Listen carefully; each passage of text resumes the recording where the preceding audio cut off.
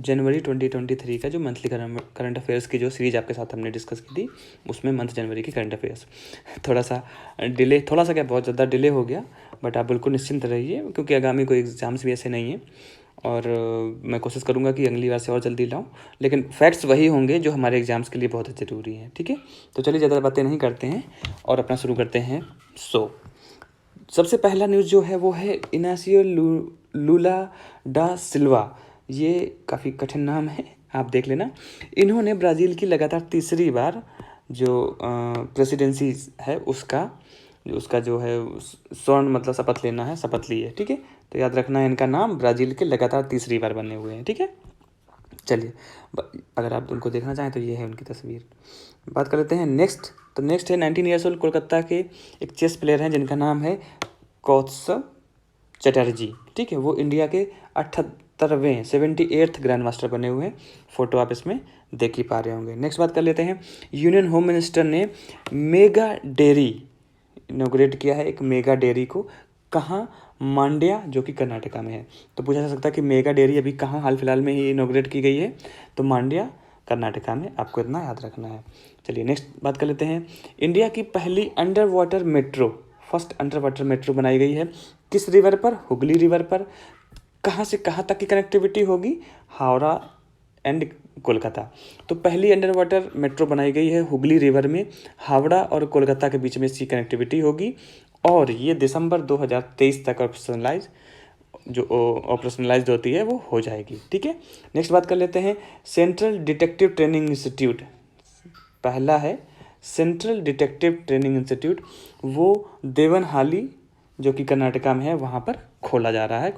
Okay, चलिए बात कर लेते हैं नेक्स्ट, चाइना के सबसे यंगेस्ट फॉरेन मिनिस्टर हैं, उनको चुना गया है, अपॉइंट किया गया है, उनका नाम है क्विन गैंग। तो फॉरेन मिनिस्टर्स हैं, कहीं ना कहीं हमारा उनसे ताल्लुकात रहेगा ही क्योंकि इंडिया के जो फॉरेन मिनिस्ट्री होती है वो बातें करती हैं। ये है उनकी इमेज, यंगेस्ट हैं, इस वजह से थोड़ा सा मुझे लगा कि इंपॉर्टेंट इन नेचर के हैं तो आपके साथ डिस्कस कर लिया जाए। चलिए नेक्स्ट बात कर लेते हैं, एक बुक का नाम है ब्रेकिंग बैरियर्स। ठीक है, ब्रेकिंग बैरियर्स लिखा किसने है? IAS काकी माधव राव ने। ठीक है, पूछा जा सकता है एग्जाम में, तो आपको याद रखना है ब्रेकिंग बैरियर्स। चलिए नेक्स्ट बात कर लेते हैं, कैप्टन शिवा चौहान। ठीक है, शिवा चौहान है, पहली वीमेन अफसर बनी है जो कि सियाचिन में पोस्टेड हुई हैं। ठीक है, कहाँ पोस्टेड हुई हैं? कुमार पोस्ट में। बाकी सियाचिन कितनी ऊंचाई पर है ये तो कोई इंपॉर्टेंट नेचर का नहीं है, याद रखना है शिवा चौहान को, जो कि पहली वीमेन अफसर बनी हुई है। ये शिवा चौहान की फ़ोटो है, आप उनको देख सकते हैं। चलिए नेक्स्ट बात कर लेते हैं, डिफेंस मिनिस्टर ने सियोम ब्रिज को इनोग्रेट किया है। ठीक है, कहाँ इनोग्रेट किया है? अरुणाचल प्रदेश में, याद रखना। तो पूछा जा सकता है कि सियोम ब्रिज कहाँ है, तो वो अरुणाचल प्रदेश में है। कौन बनाता है? तो कई बार मैंने आपसे डिस्कस किया है कि जितने भी हमारे जो बॉर्डर्स होते हैं ना, वो उनमें जो भी कंस्ट्रक्शन होता है, चाहे वो रोड का हो, चाहे वो ब्रिजेज़ का हो, चाहे कभी कभी मकान वगैरह जो बनते हैं, उनका जो बॉर्डर से जुड़ा हुआ एरिया होता है वहाँ, वो BRO ही करता है। BRO का फुल फॉर्म होता है बॉर्डर रोड ऑर्गेनाइजेशन। ओके, चलिए नेक्स्ट खबर की बात कर लेते हैं। नेक्स्ट है एक स्कीम है दीदीर सुरक्षा कवच। ठीक है, कहाँ पर है? तो दीदी कहाँ कहा जाता है? ममता दीदी को, वेस्ट बंगाल में। अब देखिए इसको मैं पूरा डिटेल में आपको बता देता हूँ। इसमें हो क्या रहा है कि जो इस तरीके का जो सुरक्षा कवच है, ये जो स्कीम है, इस कैंपेन है, इसके तहत क्या होगा कि 60 दिन का कैंपेन है। तो जो TMC, जो तृणमूल कांग्रेस है, जिनकी हेड है ममता दीदी जी, उन्होंने बोला कि 60 दिन तक हम घर घर जाके, जो TMC के वर्कर हैं वो घर घर जाके लोगों को ये बताएंगे कि जितनी भी वेलफेयर स्कीम हैं स्टेट की वो क्या क्या हैं और उनको कैसे फ़ायदा उठाना चाहिए।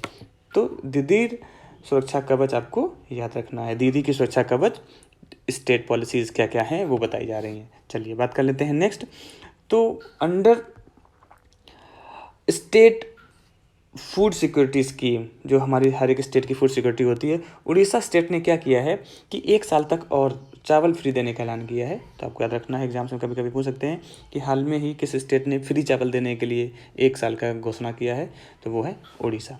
नेक्स्ट है मैन बिहाइंड स्पेस ड्रीम, आपको पता ही है कौन है, सतीश धवन जी। तो उनका जो देहांत हुआ था वो हुआ था 3 जनवरी को। तो मैंने आपके साथ थोड़ा सा सोचा कि काफ़ी बड़ी पर्सनालिटी हैं तो उनका देहांत कभी पूछा जा सकता है, तो इस वजह से मैंने आपके साथ डिस्कस शेयर किया।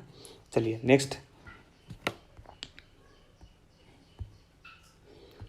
नेक्स्ट है, इंडियन गवर्नमेंट ने क्लेम किया है, बताया है कि उसने आइडेंटिफाई किए हैं 2 लिथियम और 1 कॉपर माइन को। कहाँ? अर्जेंटीना में। ठीक है, अर्जेंटाइना बोलते हैं, कोई अर्जेंटीना बोलता है, हम इंडियन है, हमारा जो दिल करेगा हम वो बोलेंगे। ओके तो इसके बाद अर्जेंटीना में किया है और उसको लीज के बारे में बात कर रहा है। तो हमारे लिए इंपॉर्टेंट क्या हो सकता है कि पूछा जा सकता है कि हाल में ही 2 लिथियम माइंस और 1 कॉपर माइंस जो कि भारत लीज में लेने की बात कर रहा है, किस देश में हुआ है? तो हम बता देंगे, अर्जेंटीना। चलिए नेक्स्ट बात कर लेते हैं। एक म्यूज़ियम बनाया गया है, पाम लीफ मनुस्क्रिप्ट म्यूज़ियम।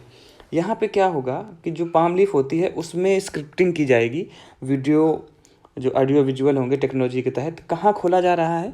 तो आपको याद रखना है, तिरुवनंतपुरम, केरला में। साउथ इंडियन जो स्टेट्स हैं वहाँ पे बहुत ज़्यादा चीज़ें हो रही हैं, आप देख ही रहे होंगे कितनी ज़्यादा न्यूज़ हैं वहाँ की, और ये अच्छी चीज़ है। चलिए इसके बाद है national genome editing and training centre. देखिए आजकल आपको पता ही है कि जो जीनोम हो रहे हैं, जैसे मॉडिफाइड क्रॉप्स हो गई, आजकल जो जीनोम एडिटिंग है वो हमारे ह्यूमन बॉडीज़ के भी बहुत सारे जो पार्ट्स हैं, पार्ट ऑफ द बॉडी हैं, उस पर हो रहा है। हमारे जो डीएनए स्ट्रक्चर्स हैं उनके साथ छेड़छाड़ की जा रही है। बहुत ज़्यादा ये फ़ायदेमंद भी होता है, कभी कभी इससे काफ़ी हैज़ार्डस चीज़ें भी हो जाती हैं। तो एक इंस्टीट्यूट खोला जा रहा है जो कि ट्रेनिंग प्रोवाइड करेगा इस तरीके का। तो नेशनल जीनोम एंड एडिटिंग जो ट्रेनिंग सेंटर है वो खोला जा रहा है। कहाँ? मोहाली में। और मोहाली कहाँ है? पंजाब में, आपको याद रखना। चलिए नेक्स्ट बात कर लेते हैं। ऑस्ट्रेलिया के फीमेल क्रिकेटर हैं बिलिंडा क्लार्क। ठीक है, ये आप उनकी इमेज देख सकते हैं। तो बिलिंडा क्लार्क का जो है वो ब्रॉन्ज का जो स्कल्पचर है वो बनाया गया है, उनकी मूर्ति बनाई गई है। कहाँ? स्टेडनी क्रिकेट ग्राउंड में। तो आपको याद रखना है। एक्चुअली मैंने काफ़ी समय से एग्ज़ाम्स में देखा है कि जो वीमन सेंट्रिक क्वेश्चन होते हैं वो पूछे जाते हैं, हर बार मैं बताता भी हूँ आपसे। तो इस वजह से मैं वीमन सेंट्रिक जो भी चीज़ें होती हैं उनको ज़रूर कैटर करता हूँ। नेक्स्ट है, इंडिया ने जापान को सरपास कर दिया है to become 3rd largest auto market globally. ठीक है, किस पहले नंबर पे? यूएसए ऑफ कोर्स और चाइना है। अगर हमने सरपास किया है तो ये होगा हमारा हाल ट्रैफिक का। बाकी कोई बात नहीं, हम किसी को तो सरपास किए। देखिए अगर यहाँ पे बात करें ऑटो मार्केट की, ये नहीं कि हमारे मार्केट ऑटो ज़्यादा है, वहाँ पे है ऑटो मैन्युफैक्चरिंग भी ज़्यादा हो रही है। ठीक है, चलिए अकॉर्डिंग टू एक सर्वे करती कंपनी अवतार, उसने बोला है कि चेन्नई इंडिया की पहली ऐसी सिटी हो गई जिसने वीमन को सबसे ज़्यादा एम्प्लॉयमेंट दिया है। आपको याद रखना है कि अगर पूछा जाए कि अभी हाल फिलहाल में किस सिटी ने और जो वीमेंस हैं या फीमेल्स हैं उनको एम्प्लॉयमेंट दिया है, तो दैट इज़ चेन्नई। इसके बाद पुणे, बेंगलुरु, हैदराबाद, मुंबई आते हैं। ठीक है, चलिए नेक्स्ट एक बुक है संजीव सन्याल ने लिखी है, नाम है रिवोल्यूशनरीज, जो उनके जिनका रोल था फ्रीडम स्ट्रगल ऑफ इंडिया में, इंडियाज़ फ्रीडम स्ट्रगल, तो उसमें है। बुक आपको याद रखना है, देख लीजिएगा, अगर पूछा जा सकता है तो आपको बता देना है। इसके बाद मिनिस्ट्री ऑफ कल्चर ने पार्लियामेंट में बोला है कि हमारे जो सेंट्रली प्रोटेक्टेड मोनूमेंट्स हैं, इसको समझाने की जरूरत तो है नहीं, आप समझ ही गए होंगे, जिनकी संख्या है 3693, उसमें से 50 का तो पता ही नहीं चल पा रहा कि कहाँ है। तो पूछा जा सकता है कि हाल में ही जो मिनिस्ट्री ऑफ कल्चर ने कितने मोनूमेंट्स को बताया है कि वो मिसिंग हैं, तो उनकी संख्या कितनी है? 50। और हैं कितने टोटल? 3693। चलिए एक इंडियन ओरिजिन सिख वीमन है मनप्रीत मोनिका सिंह। ओके, मनप्रीत मोनिका सिंह जो कि पहली सिख जज बनी है यूएसए में, आपको याद रखना है। ठीक है, फीमेल, और ऑब्वियसली फीमेल है तो पहली फीमेल सिख जज बनी है। ओके, आपको याद रखना है ये चीज़, ये उनकी तस्वीर है, आप इनको देख सकते हैं। इसके बाद केरला पहला ऐसा कंट्री का स्टेट बन चुका है जो कि फुली डिजिटल बैंकिंग हो चुका है। ठीक है, तो याद रखना है कि क्योंकि आजकल डिजिटाइज्ड होना बहुत ज़रूरी हो गया है। आप देख रहे होंगे कि डिजिटल वे में मैं आपको पढ़ा रहा हूँ। आज से 5 साल पहले किसी ने सोचा होगा कि इस तरीके से सब कुछ डिजिटाइज हो जाएगा। तो अभी बैंकिंग सेक्टर भी बहुत तेज़ी से इस चीज़ में बढ़ रहा है। तो केरला पहला स्टेट हो गया जो पूरा फुली डिजिटलाइज्ड बैंकिंग हो चुका है। चलिए नेक्स्ट बात कर लेते हैं। हमारे जो फॉर्मर सीजीआई थे रंजन गोगोई, इनके बारे में हमने बहुत अच्छे से नाम जानते भी। उन्होंने एक बुक क्या कहते हैं रिलीज की है जिसका नाम है चीफ मिनिस्टर्स डायरी नंबर 1, आपको याद रखना है। ठीक है, चलिए नेक्स्ट बढ़ लेते हैं। नेक्स्ट है गबन के प्रेसिडेंट ने वाइस प्रेसिडेंट को अपॉइंट किया है जिनका नाम है रोज क्रिस्टियान ओसाउस्की। क्या है, ओसाऊ का रपोंडा। काफ़ी वो एक्चुअली इतने खतरनाक नाम होते हैं ना कि यही नहीं याद होते। तो ये पहली जो है वो फीमेल है जो कि वाइस प्रेसिडेंट का पदभार संभालेंगी। कहाँ की, गबन की, याद रखना है। जो पीएम थी अब वो क्या कहते हैं वाइस प्रेसिडेंट बन जाएंगी। तो आप उनको देख सकते हैं, ये हैं वो। ठीक है, इसके बाद नेक्स्ट बात कर लेते हैं हल्ले पासपोर्ट इंडेक्स। पता ही है वो ऐसे देशों की जहाँ पर लोग जाना ज़्यादा पसंद करते हैं। तो जापान ने लगातार 5वीं बार टॉप किया है और भारत की स्थिति थोड़ी सी नाजुक है, 85 नंबर पर है। चलिए बात कर लेते हैं नेक्स्ट। कभी कभी क्वेश्चन आ जाए कि सारंग, हाल में ये आपने वर्ड सुना होगा, सारंग क्या है। तो सारंग क्या है कि एक लार्जेस्ट स्टूडेंट रन फेस्टिवल है जो कि IIT मद्रास से शुरू किया गया था। तो इस तरीके का आप देख सकते हैं, सारंग के बारे में अगर पूछा जाए तो हम बता सकते हैं। इसके बाद सारंग हेलीकॉप्टर का एक ग्रुप भी है जो इंडियन एयरफोर्स यूज करती है, लेकिन ये सारंग कुछ और है। ओके, वो सिर्फ SARNG है। अगर हम यहाँ पे बात करें, अगर आप यहाँ पे स्पेलिंग देख रहे होंगे ना, और ये SAA है, तो आपको यहाँ पे याद रखना है कि ये सारंग ऐसे से ये वाला है और वो जो सारंग है वो SA है ओनली, क्योंकि ये काफ़ी चीज़ें आ जाती हैं उसमें, यही दिमाग लगाना पड़ता है कि क्या है सही है क्या गलत। चलिए नेक्स्ट बात कर लेते हैं। केरला ने Guinness book of world record में एक रिकॉर्ड बनाया है। उसने क्या किया है कि 12 घंटे में 4500 पेनाल्टी किक्स मारकर एक वर्ल्ड रिकॉर्ड बनाया है। तो कुछ पूछा जा सकता है कौन कर रहा है, केरला। कहाँ किया गया है ये, तो Payyanad football stadium at Manjeri. Manjeri है कहाँ, केरला में। चलिए आगे बढ़ लेते हैं।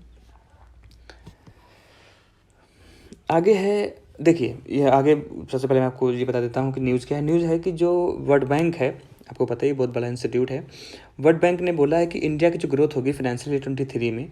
फाइनेंशियल ईयर 23 का मतलब क्या होता है, मतलब होता है 2023 से 24 तक। ओके ठीक है, ये समझ में आ गया। तो फाइनेंशियल 23 में जो इंडिया की ग्रोथ है वो 6.9 रहेगा, आपको याद रखना है।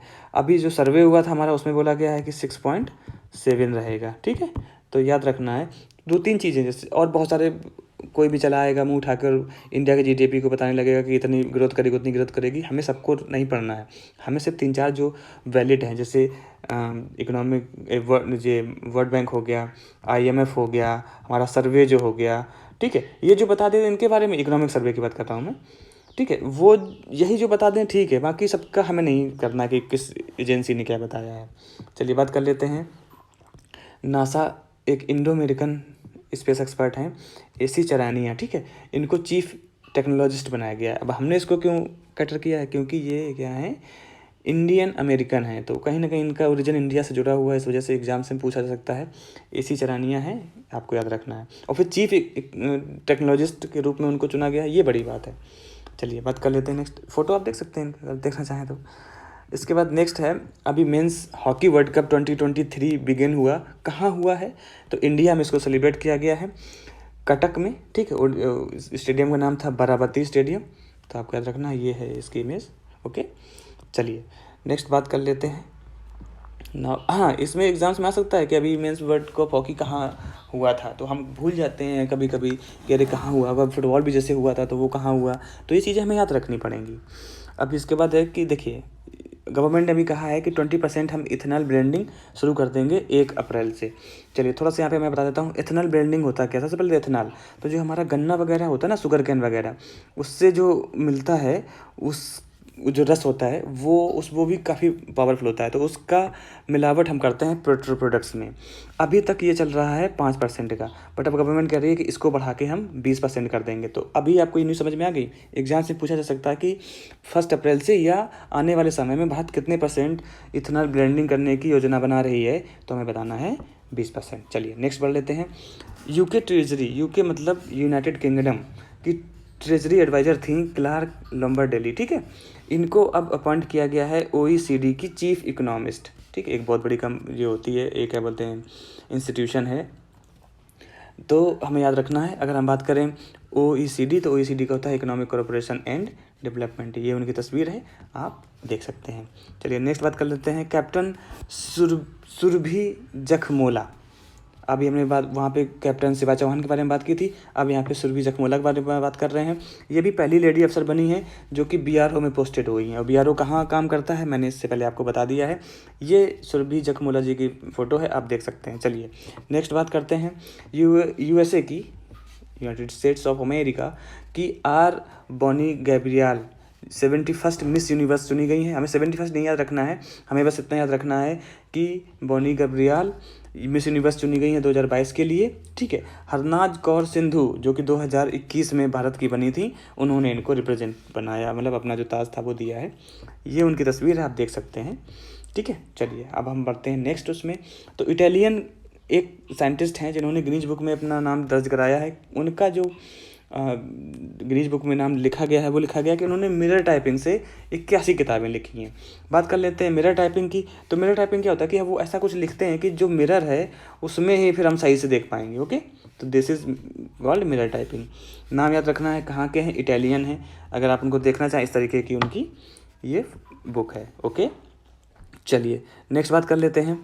कभी कभी क्वेश्चन आ जाता है कि परख क्या है।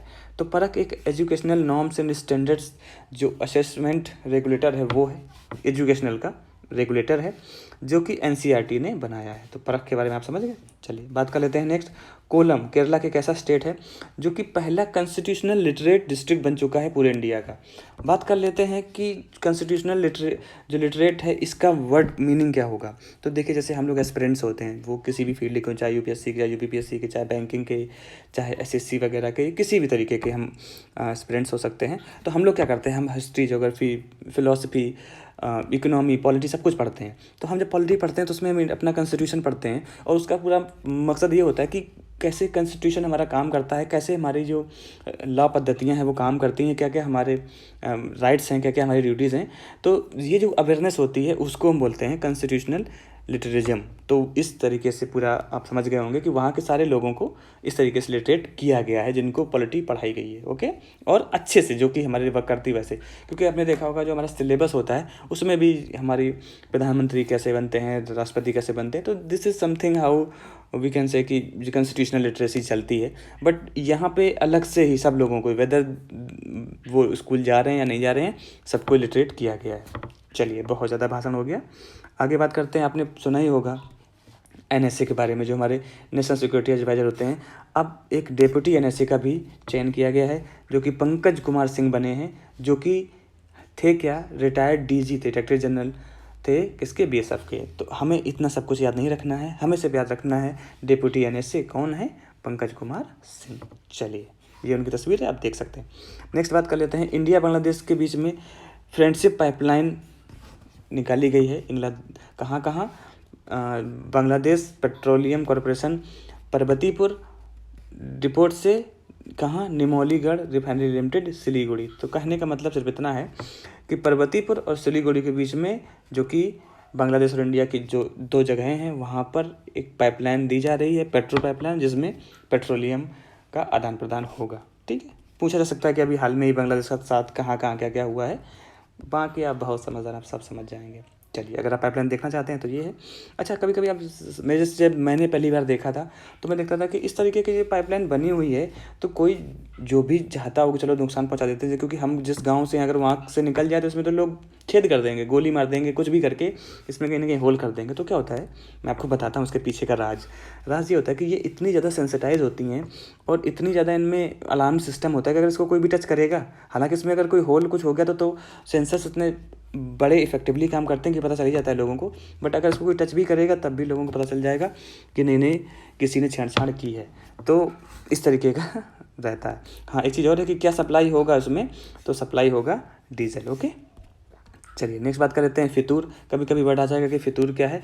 तो फितूर क्या है कि ग्लोबल मीटिंग पॉइंट है जहाँ पर टूरिज्म प्रोफेशनल्स और लीडिंग ट्रेड फेयर्स जो हैं वो मिलते हैं। ठीक है, इस बार का कहाँ ऑर्गेनाइज हो रहा है, मैड्रिड, स्पेन में। तो फितूर आप समझ गए होंगे। चलिए ये फितूर है, गाना भी है ना, कौन सा गाना है, ज़्यादा बोलेंगे नहीं तो फिर इसमें हो जाता है ना कॉपीराइट क्लेम। चलिए नेक्स्ट है, आपको पता ही है न्यूजीलैंड की PM जो थी वो थी जेसिंडा आर्डर्न। अब इन्होंने इस्तीफा दे दिया है, इनको रिप्लेस कर रहे हैं कौन, क्रिस हेपलिंस। न्यूजीलैंड की हो रही है बात, आप तस्वीरें देख सकते हैं। चलिए नेक्स्ट बात कर लेते हैं। PM मोदी ने ट्रिब्यूट दिया है नेताजी सुभाष चंद्र बोस जी को।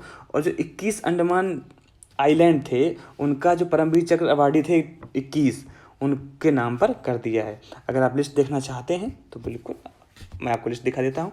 आप स्क्रीनशॉट लेना चाहते हैं तो स्क्रीनशॉट ले लीजिए। आइलैंड के नाम हो गए हैं ये, ओके। और ये परमवीर चक्रधारी थे, अवार्डी थे, इनका नाम है। मैं पढ़ूंगा तो नहीं, अगर आपको लेना है इसका स्क्रीनशॉट तो ले लीजिए, ठीक है।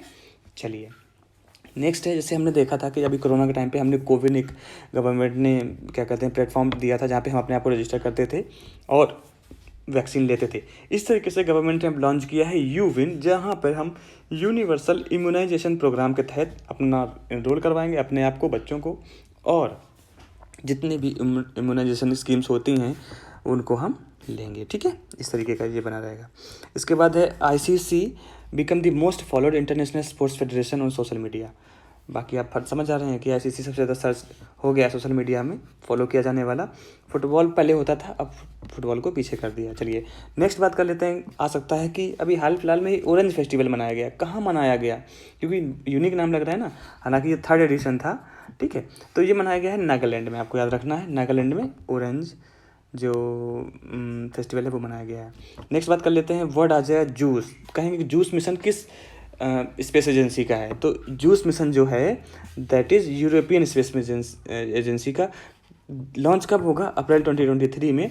अब ये करेगा क्या, इसके बारे में जान लेते हैं। तो ये देखेगा कि हमारा जो आउटर सोलर सिस्टम है उसमें भी लोग रह सकते हैं, आदमी रह सकता है कि नहीं, उसके बारे में जानेंगे, ओके।